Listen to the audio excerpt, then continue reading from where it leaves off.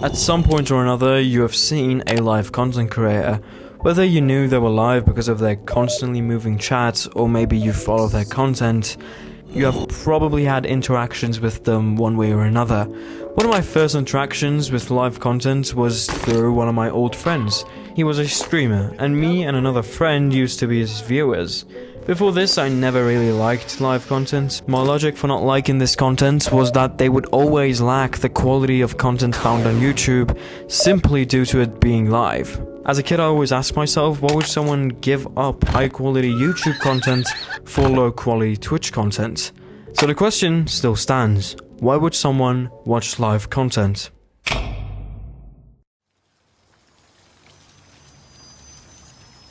You look lonely. I can fix that.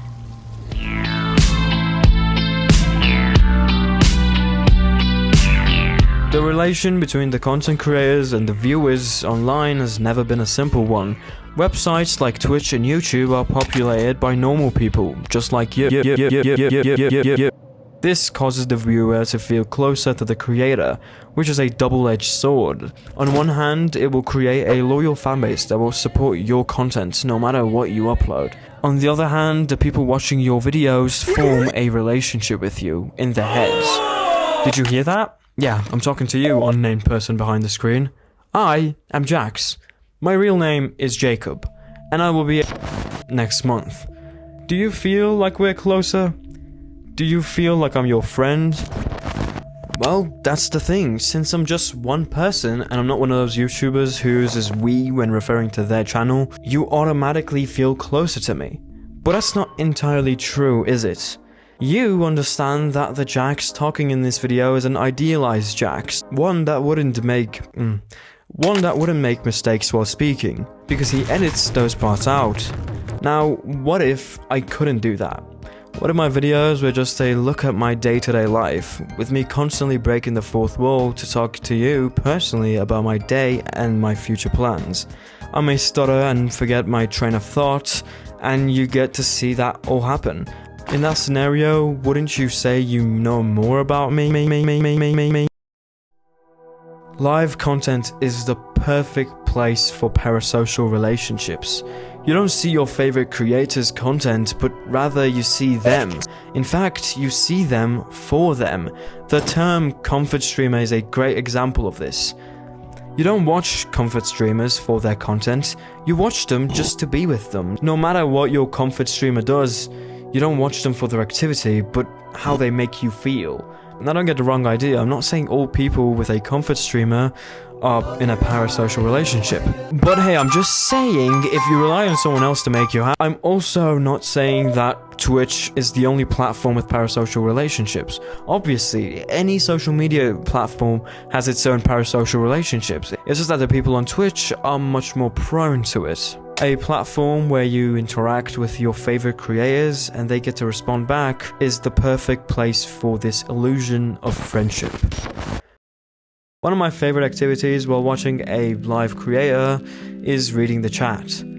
My reason for this is that I am deeply obsessed with the dichotomy of the average nobody talking to the famous e-celeb. But also, reading these comments makes you think, why don't they give up? Most famous creators on Twitch rarely read chat messages that aren't paid for. So why would someone continuously try to communicate with their comfort uwu waifu, even though it's almost never worth it?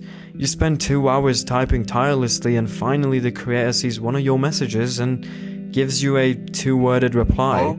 In no world is that a good trade-off for your time. The end result of this back and forth is that the creator gets put on a pedestal. They become a unreachable human, one that you would be lucky to get a reply from without paying a good amount of money to.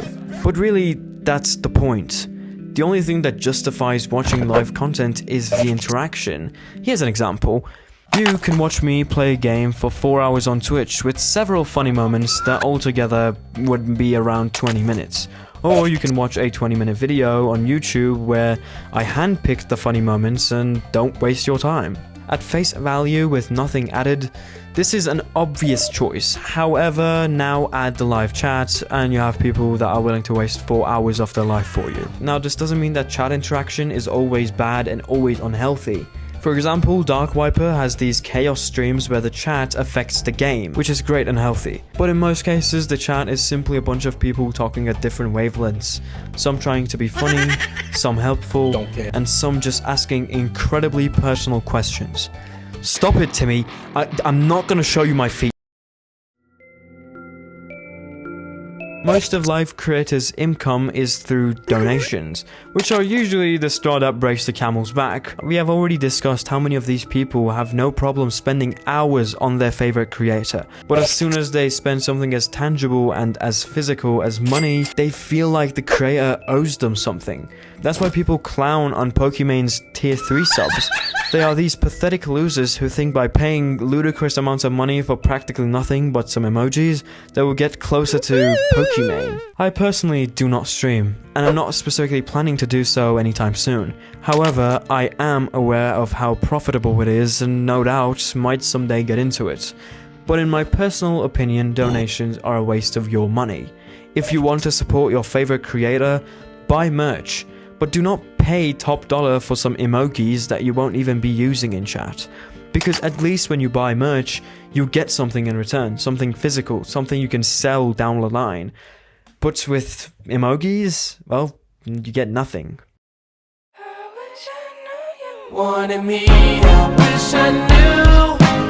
The reason I am mentioning parasocial relationships in a video about Twitch creators and their content is because with a fanbase that watches you no matter what you put in front of them, you fall into this pit of mediocrity. You stop caring about standards that people hold you to. I call this the slow death of dignity, because the person who falls into the piss... Oh no. Because the person who falls into this pit lowers their content quality to the point where even if they disagreed with a certain practice, they will do it for views. An example of this happening is Pyro Live. Pyro back in the days used to be against reaction videos with almost nothing added, but now he has many reaction videos where his input is around 10% of the whole video. Good news though, he has pretty much stopped making these videos, so like poggers or something, I don't know. So now that you know why people watch their content and also what allows them to make trash content, I'm going to talk about what I was actually going to talk about in the first.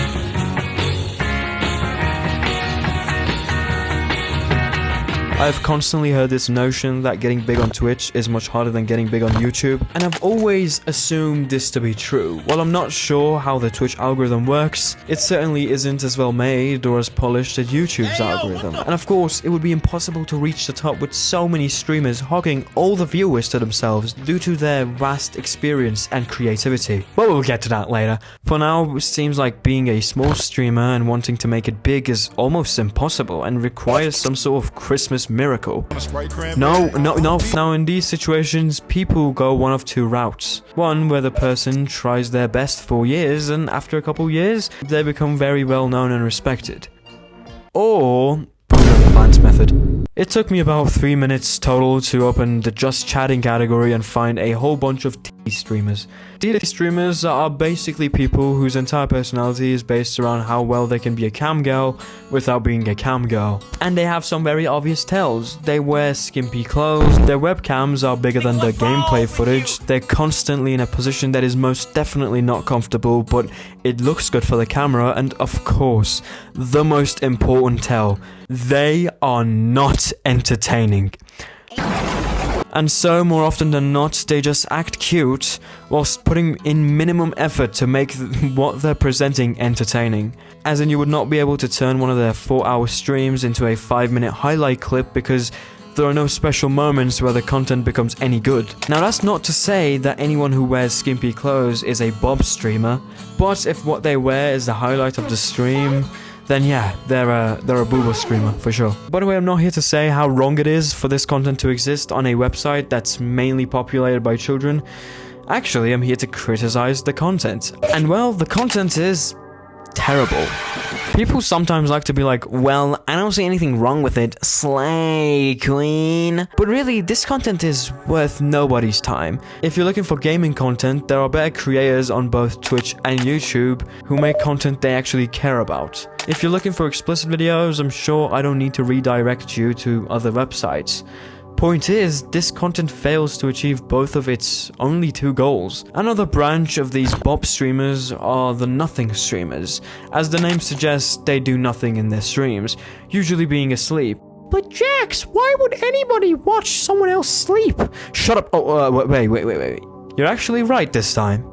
The reason is, women on Twitch conveniently either don't sleep with blankets, which, by the way, you people who don't sleep with blankies, are you fucking monsters? Or they somehow find a way to make sure the viewers see their personality. Yeah, whatever. You knew I had to make that joke. Okay. And the fact that these streamers have 3-digit views just shows how down bad some of you are. Connection terminated.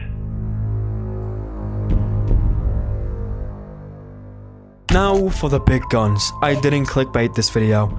I will be talking about almost all top streamers in a very, very bad light. Booba streamers use their bodies for money and views.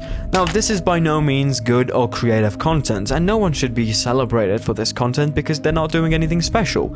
However, it is original. It's content that you will not be finding on anybody else's channel. Unlike these disgusting, overgrown parasites, nothing about them is original. Remember the slow death of dignity? Almost all of these creators have gone through this, and their content reflects this fact. I have made many videos in the past talking about reaction content. Some of these aimed at Sniper Wolf, however, almost all reaction channels on Twitch are worse than the ones on YouTube. Sniper Wolf edits out the parts of her reaction where she's just not over the top enough, and to her credit, there is no moment of silence in her videos. But with people like Pokimane and XQC, they sometimes just watch a video without adding nothing. Not a singular word, not even a, huh, that was funny. And even worse, sometimes these people just walk out. They start eating food that just completely doesn't allow them to say anything because they literally gonna choke. And when you call them out, people like Hasanabi show how actually mentally lost they are. What am I supposed to do? Die? Like, I don't understand. Oh yes, Hassan, the alternative to not stealing other people's content is Honestly though, Hassan, now that you have actually teased us with that, why not?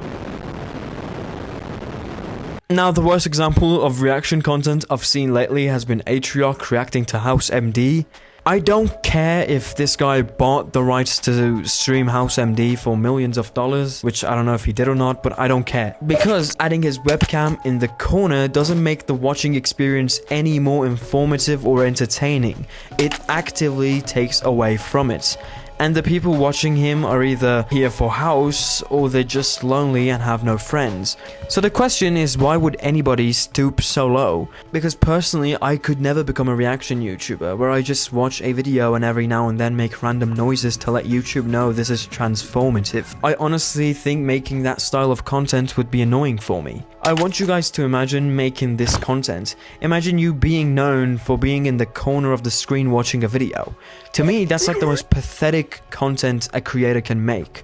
Atrioc is one of many big creators who have reacting in one of their time slots.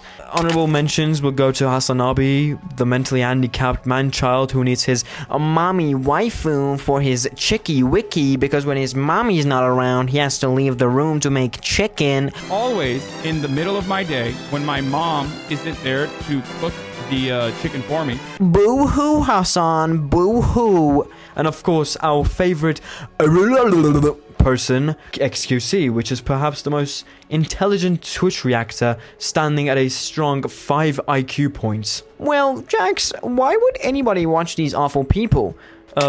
Wow, glad you asked. I mean, they are not particularly smart, not particularly creative, not great at editing, not that funny, and so on and so forth. So yeah, I get where you're coming from, but remember, nerd, the one selling point of Twitch is interactions with the creators. And wouldn't you find it easier to become friends with the creator if they just were like me and you?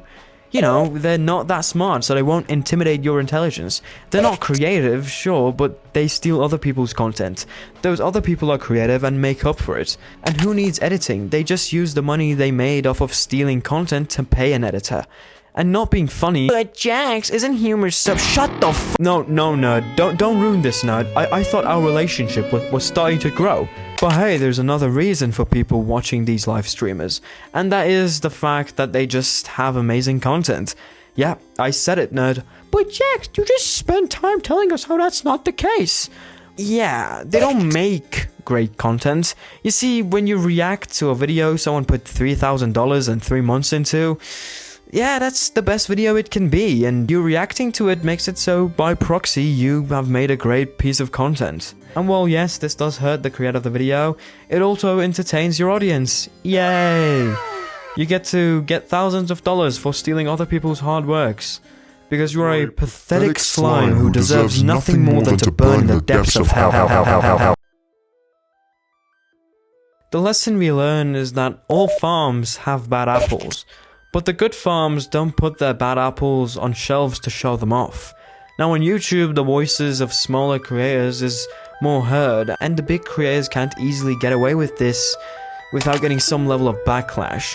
On Twitch, due to the fact that the only voices that get heard are from big creators, and small creators are usually not even in the picture, the big creators keep making the content that fits their needs. It's kind of like a silent agreement. If everybody decides reaction is okay, then who's there to stop them? And if anybody goes against the status quo, they are bullied and misrepresented until they stop speaking up. But really, this isn't just about the creators not speaking up. It's also about you. Yeah, you. The viewer. In parasocial relationships, the viewer is blinded to all the wrongdoings of the creator. And this is wrong. If you're a Twitch viewer, I want you to ask yourself this next time you're watching your favorite creator. Is this good content? Does using this content make this person a bad person? Is this lazy content? Does this content hurt anybody in any way or form? Because at the end of the day, it's up to you to make the platform better.